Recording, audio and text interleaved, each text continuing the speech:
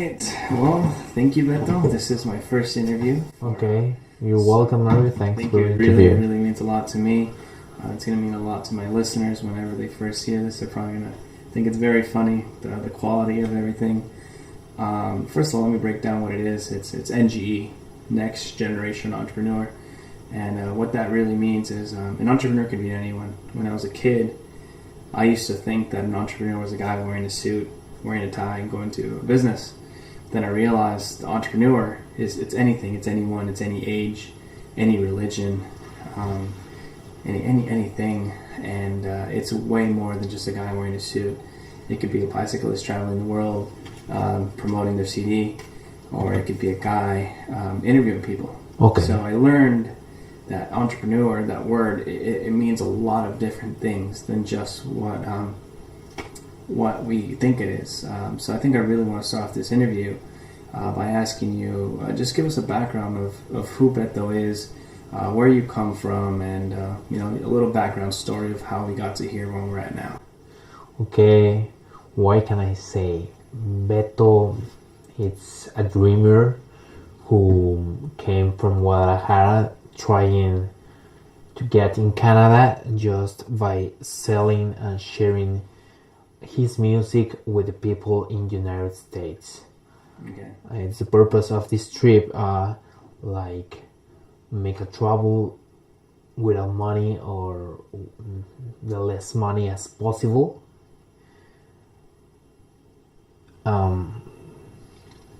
Taking his music with him to share with the people. Mm-hmm. And just so the listeners know, Beto is from Mexico. He's from Guadalajara, Mexico, so just in case his English might not sound the best, he can speak Spanish as well. So let me ask you this. How did you decide to get into music? When I'm in the music industry myself, like I told you, I put on shows, I manage artists, I work with multiple artists. I've been doing this for the past couple of years, and it's something that's inspired me to do the show. It's find out why artists are successful. What got you into music, and with so many musicians out there, why did you even get into music in the first place? Okay, it was very funny because I was just in a bus with a couple of friends. We were talking about making a band, but I didn't know any instrument to play. All the time I wish to play one instrument, but never decided to start and studying something. So we were in the bus, and just a friend, my best friend of that time, Aldo, told me like, why don't try playing drums or maybe the keyboards? You just need one hand, you don't need the other to put in the guitar or something like that. So try it. So I go with my father and commented what happened before. He told me, oh yes, okay, I'll help you. So I started taking lessons, piano lessons, and then the teacher that I had in those times was just a great player. So he inspired me, and after I met the music of Gianni, and was like my other inspiration. So when the time of deciding a career came, I just say I want to continue. I just want to continue studying music. Yeah, no, it's beautiful. I don't know how comfortable you feel around this, but can you tell the listeners why you chose piano because of your arm, or the incident that caused you to have I believe it's your left arm, not as mobile as your right? Okay, no problem. I'm very comfortable. When I was 5, I had a car accident with my family. So since I was 5, I lost almost all the mobility of my left arm. And the piano was my decision, I think, was because maybe you can do all the things with one hand, that I can do a lot of things, do you know?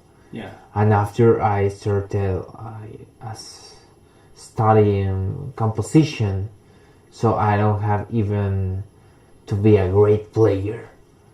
Just with the technology that we have, our generation has in these days, we can do whatever we want, just recording one hand and after the other.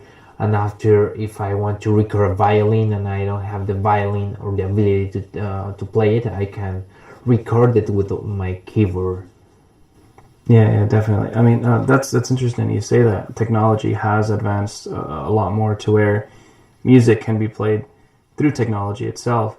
A lot of musicians wouldn't consider that music. I've met people where they're like, if you're not playing the real instrument, it's not music.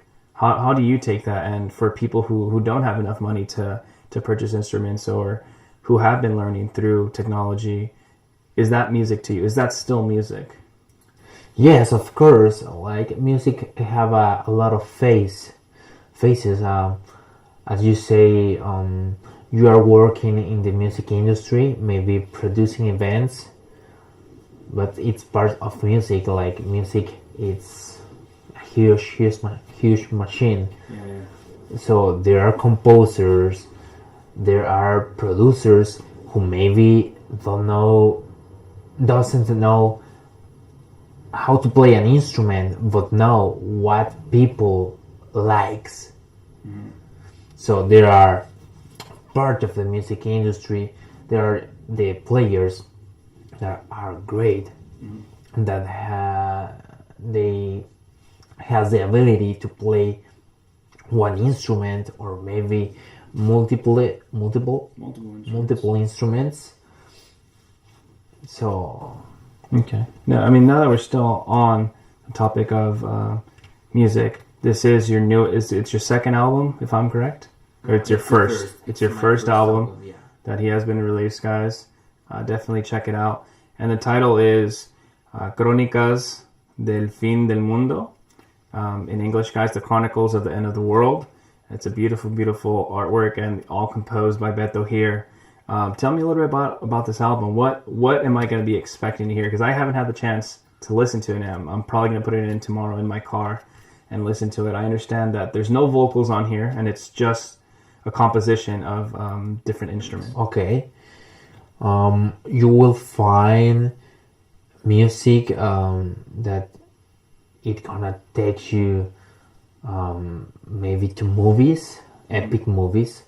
There are a lot of violins, flutes, drums, different kind of percussions.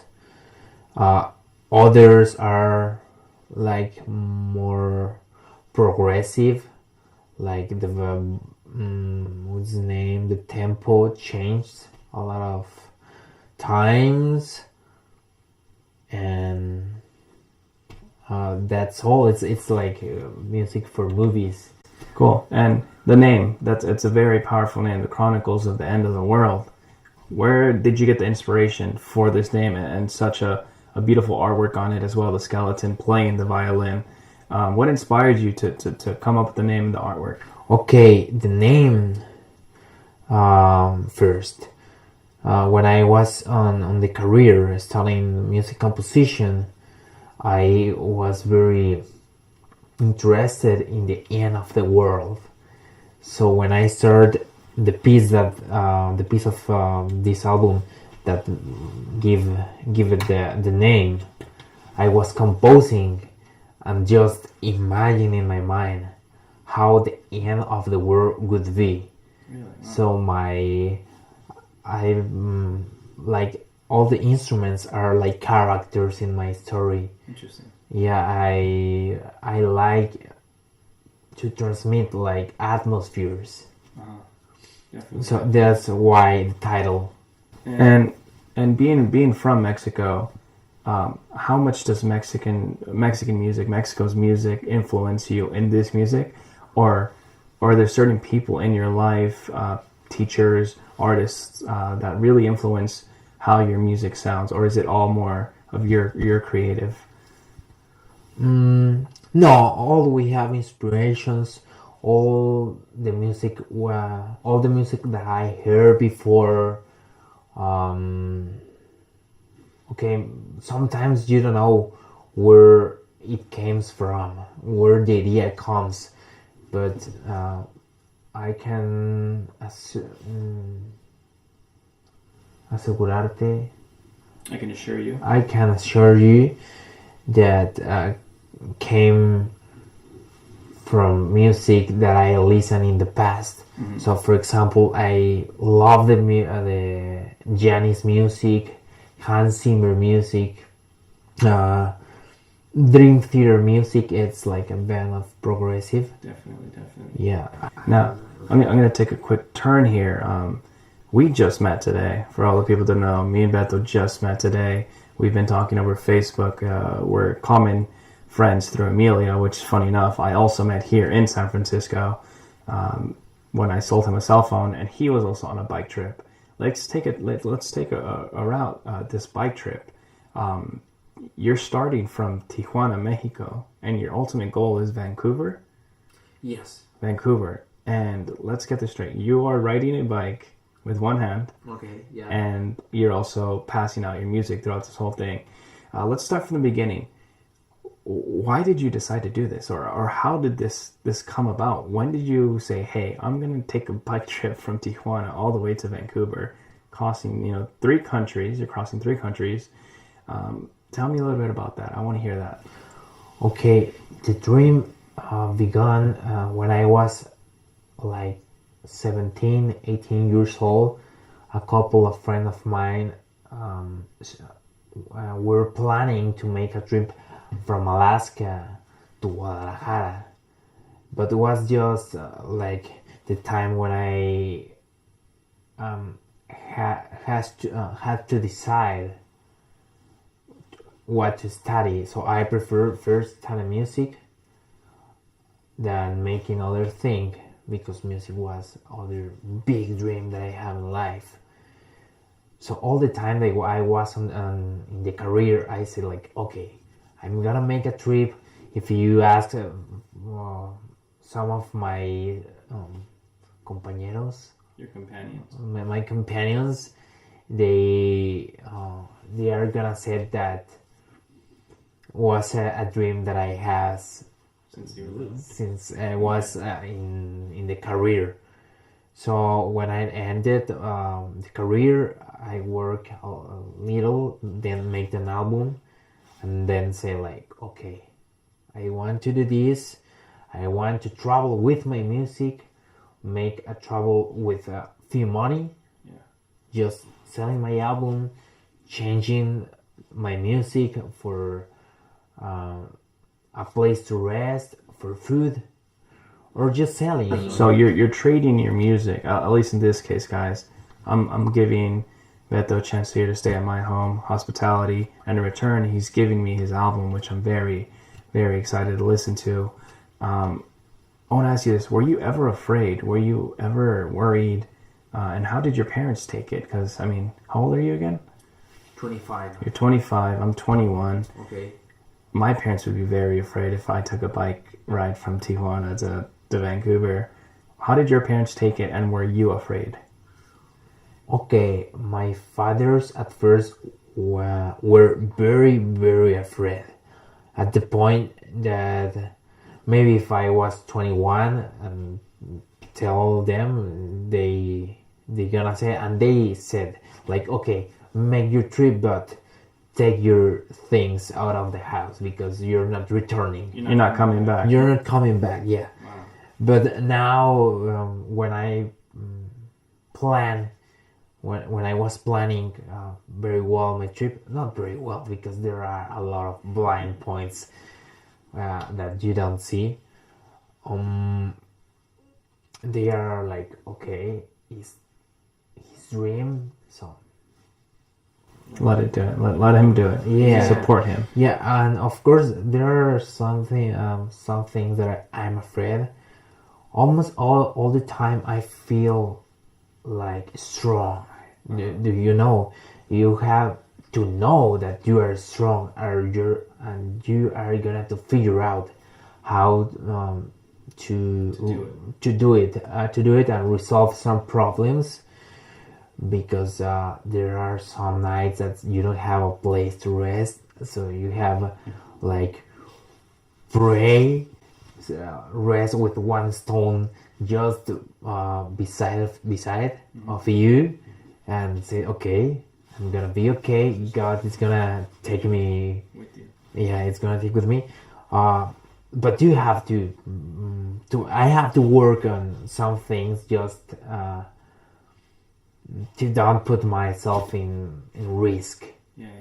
And I think the other thing that I was telling you before, that you don't have to think a lot the things, because if you think a lot, maybe you are not gonna do the things that you wanna do. Do I make myself? No. It's actually something that I dealt with and dealing with. It's a problem where you overthink things. With interviews, it's a perfect example. I've been thinking about this for almost a year now. Okay. And it got to a point where I was like, no, it's not going to work. I'm not good enough. Who am I to interview people? You might be like, who am I to travel halfway across the world? But luckily, I was blessed enough where a friend, he's like, hey man, when are you going to interview? I'm really ready. And I was like, wow, there's people who want me to do this. Same way, I'm pretty sure there's people out there who want to hear your music and inspire people. For anyone out there who wants to do a tremendous bike ride, or who wants to start their own band, their own music, what words of wisdom could you give them, or what inspiration can you give to people who want to take a bike ride, a very far one, or who want to start their own music? What can you give to them? What can I suggest is the question? Okay, for the trip, not just do it. There are a lot of books. Emilio, the friend that we have in common, one day before I left Guadalajara, gave me a book of the route. So it's important. There are material study. Yeah. Don't think a lot, but there are some stuff that can help you. Search about other people that it's making the same things, so you can have an idea of which things they are gonna meet in the road. Okay. What situations. You can visit even my blog and visit my stories. I have Facebook where I put all the things. What else? We talked about the inspiration and how to there's a lot of kids out there who want to play music. Okay. And that's one of the biggest reasons why I'm doing this. Not just for kids, for adults. Like you said, people who want to live their dreams. There's people who love music but are too afraid of criticism. They're too afraid of what other people think about them, what their parents, their family, their friends. If someone wants to do music, what's the first thing you recommend them do? First, study.